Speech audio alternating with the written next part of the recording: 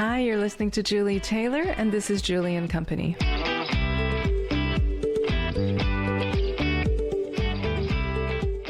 Today our guests are Roxane Parthenais and Peter Smale. These are the spokespeople who are representing the citizens of Brome-Missisquoi in a project where they're talking to Hydro and they're asking more from Hydro-Quebec. Hi, thanks for being here. Thank you very much. This is a very important project. It's something that's been going for a year and a half. Do you want to tell me, catch me if I'm wrong, but Hydro-Quebec is proposing to renew and upgrade our facilities and our installations for the region, and it's come to your attention that it's probably way too large and vast for our needs because the population is in slow decline, even though electricity is growing as a commodity. So the idea of growing our supply chain this much is an issue and many issues behind it. So you're going to tell me more about it. I just wanted to introduce the project. Hi, Peter. Hello. What's your background, Peter? And how did you become involved with this project? I'm trained as an architect. I've been working for many years, not as an architect, in real estate development on the residential side.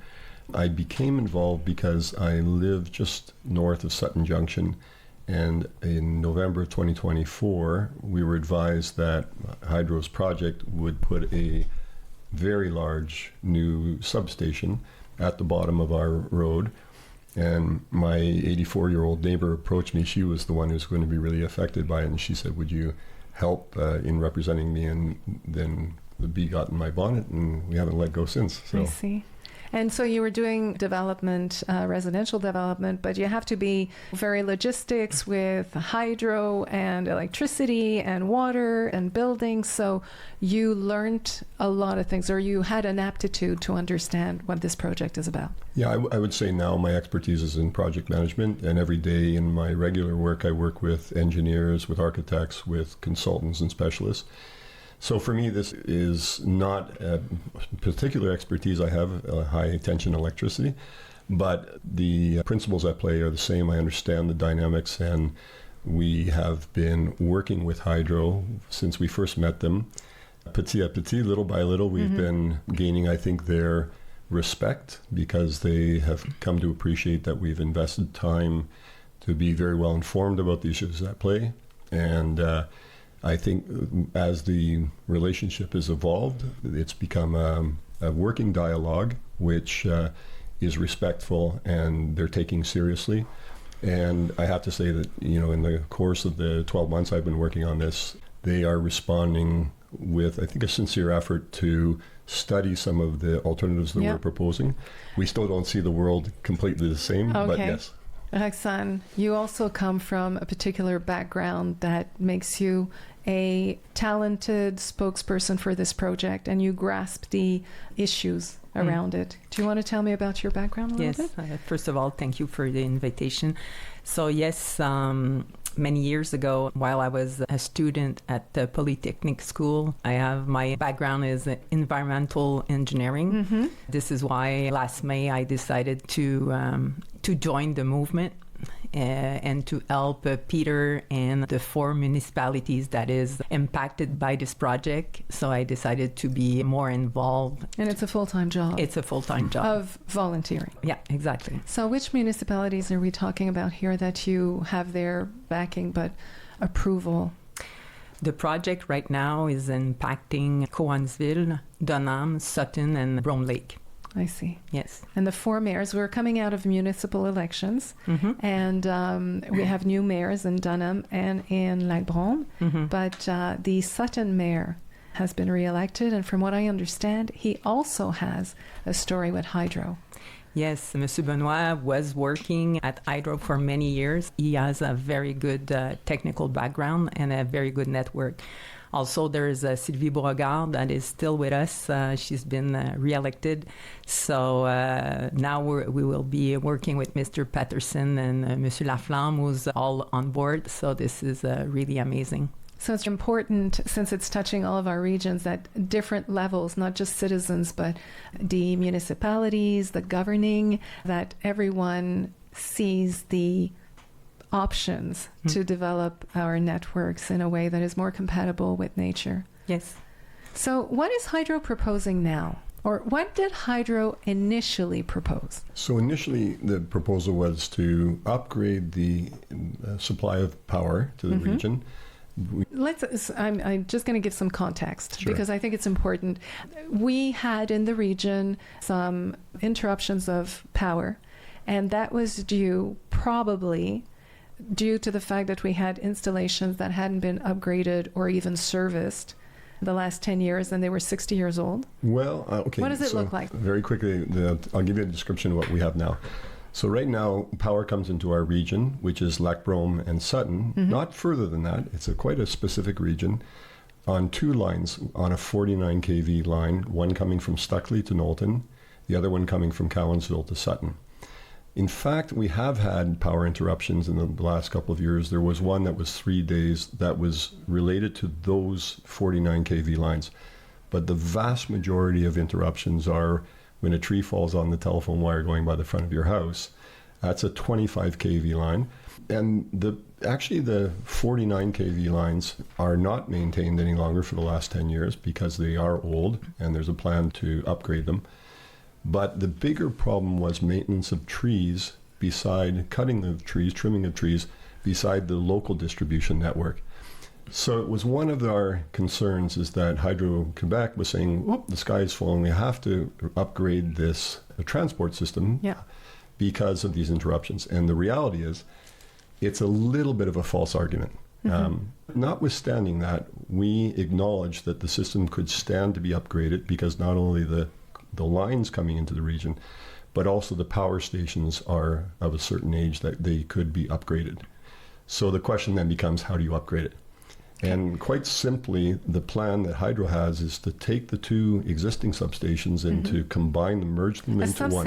A substation is 49 kV? So, is that what we're talking about? Yeah, the substation takes the power from 49 kV down to 25 kV. I see. That's the transformation that happens.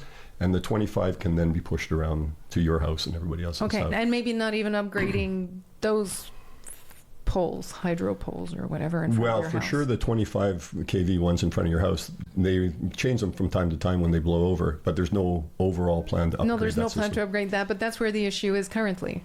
Granted, improvements could be made here and there, but that's where the biggest interruption seems to happen due to falling trees that are not maintained. Now, to their credit, I have to say, because I want to be fair with Hydro, I want to be respectful of them as well. If we are asking them to respect us, we've got to return. Yes. And they did a really intensive program of trimming and maintenance of the 25 kV lines. So there was actually a notable reduction in blackouts this past year. What's a notable reduction? Well, often, frequently you would have momentary blackouts or blackouts of a couple of days, usually related to weather. And that really didn't happen as much last year. And that was because I give them credit. They were doing a very good job or improving the job on the local network. This discussion isn't about that.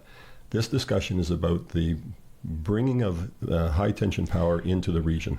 So let me put it this way, as users of hydroelectric power. Once upon a time, you had a lot of shortages and it was annoying.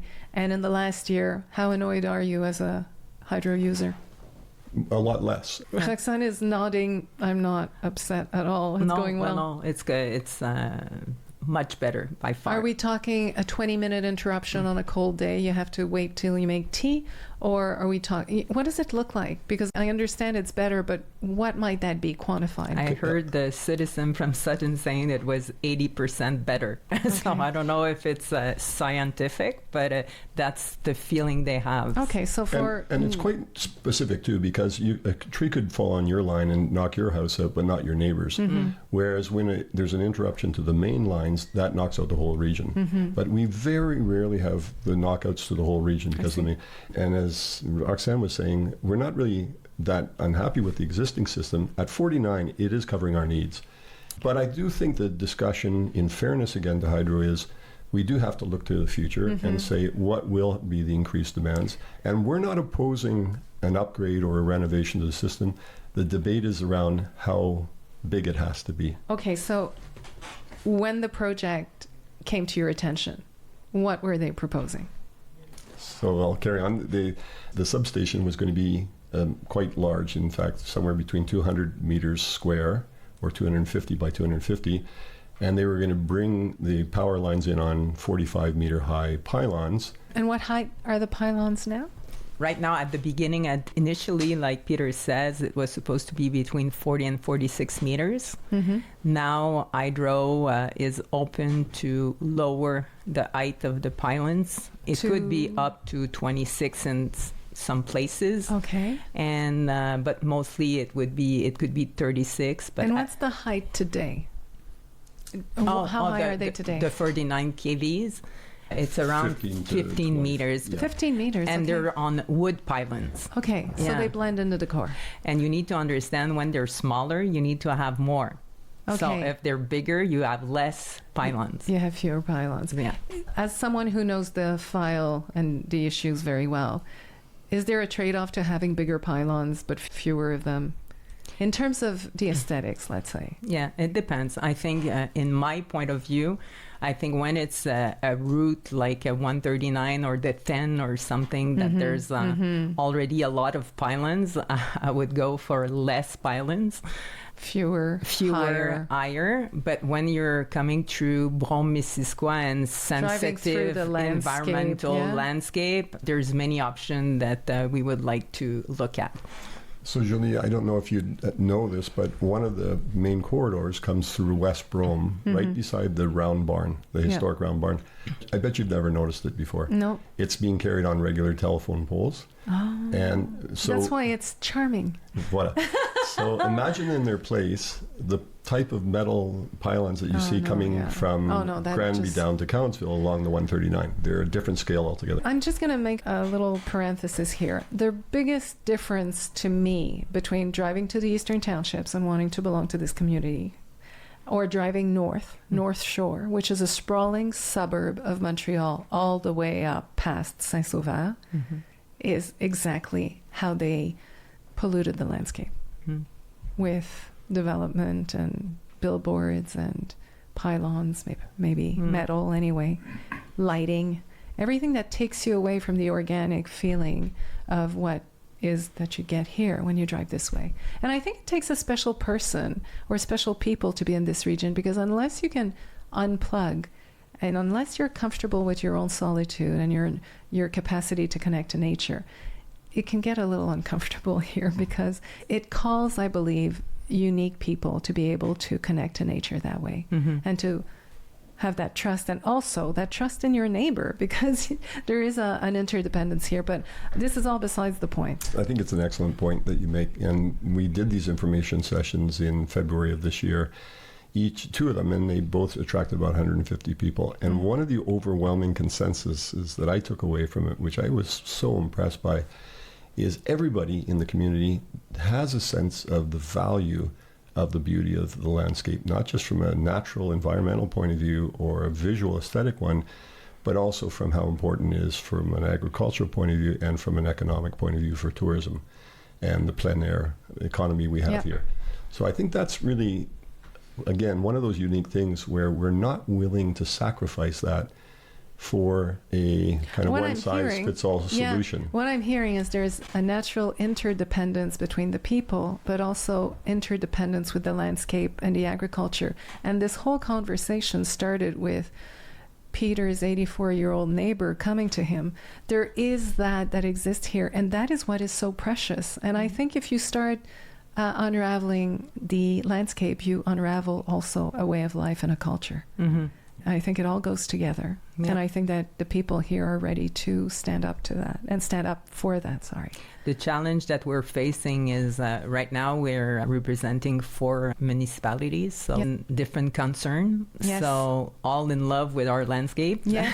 Well, I think that's the unifying factor. That's a fact. But we need to find the balance that a municipality like Cowansville can phase their economic development, and we need to be able to protect landscape and agro-touristic enterprise to make sure that everybody will find what they ask for. So, like I always say, we're not against these projects, we're not against it, but we're trying to find some positive or some solution that could meet at least 80% of the concerns of the 4 cities that we are representing, and that's a big challenge. So to get a sense of this, we've spoken about the issues before, the upgrades coming, the original proposal by Hydro.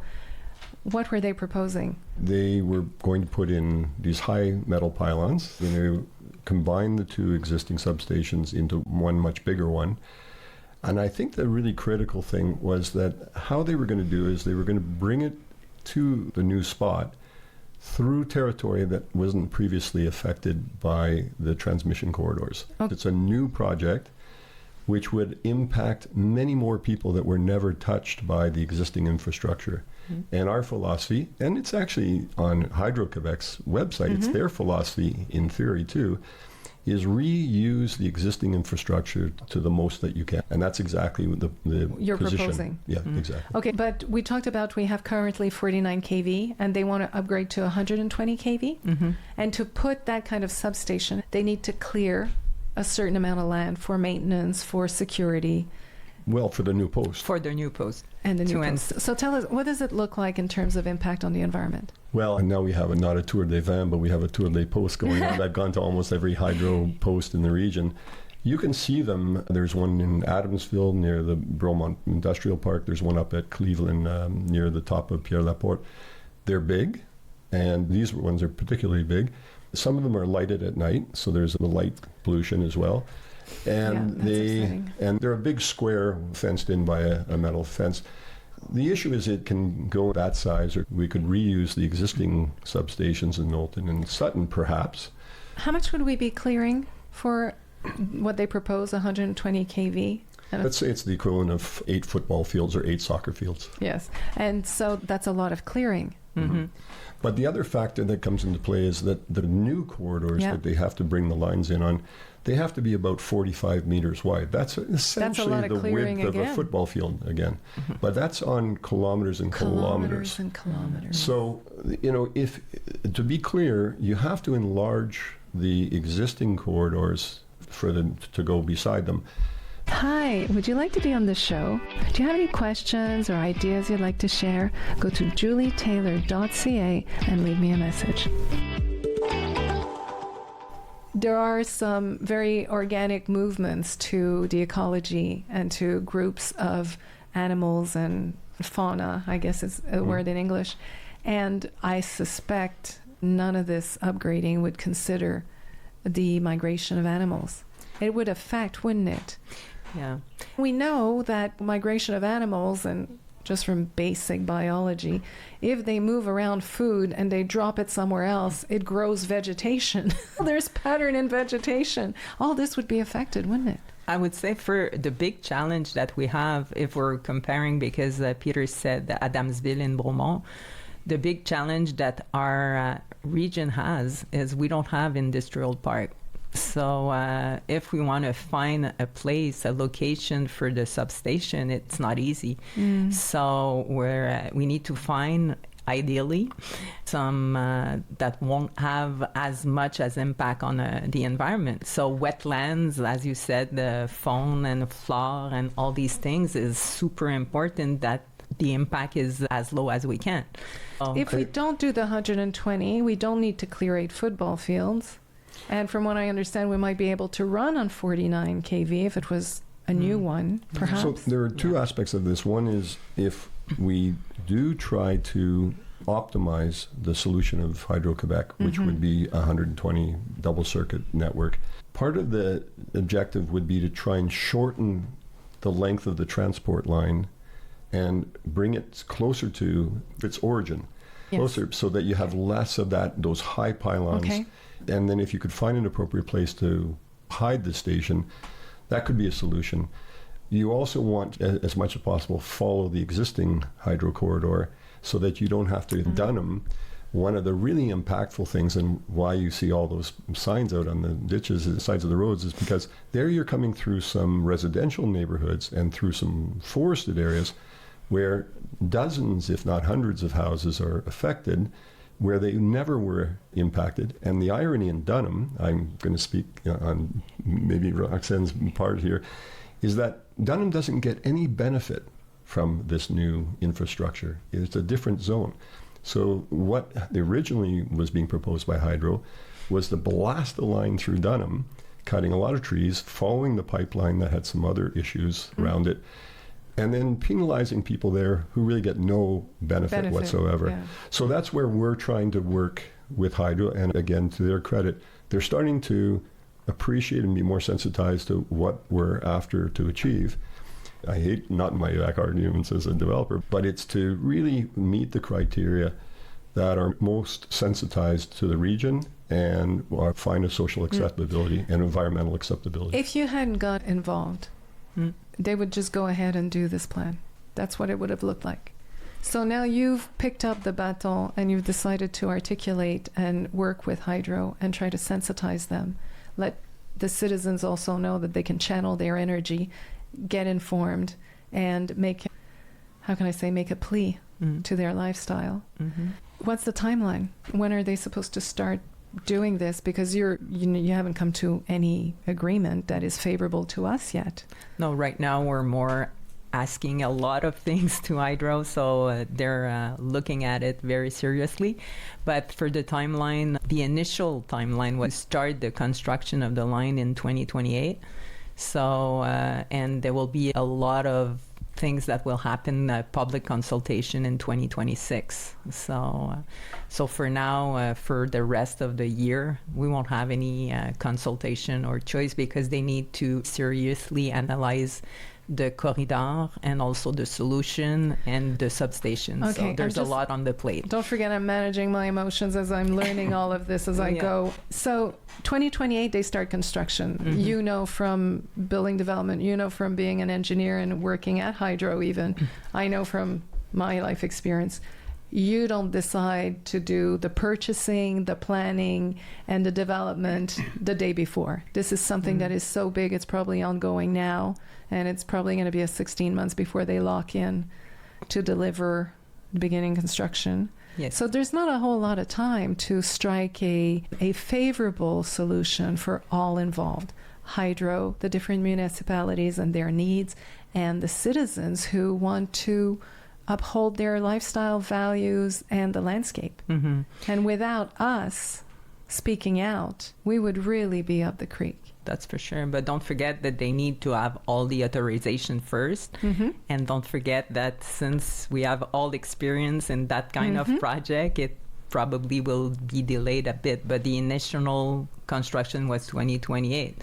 But we need to be super rigorous on each steps. So this is why that it's taking more time and delays, and that's fine, but because this is our life. And Julia, I want to add that from the beginning, we said to them, we're offering to collaborate.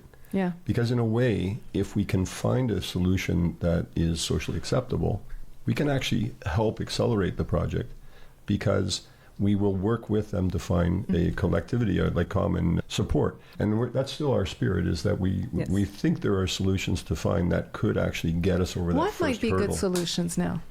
Our dream solution would be that this project would be a showcase project for the entire Brome-Missisquoi, but also for Hydro-Québec. So we would like to get out of the traditional way of doing things. But isn't this going against the grain? I mean, there has been a trend of centralizing power, centralizing even AI now, there's centrals, centralizing energy resources in the hands of a few.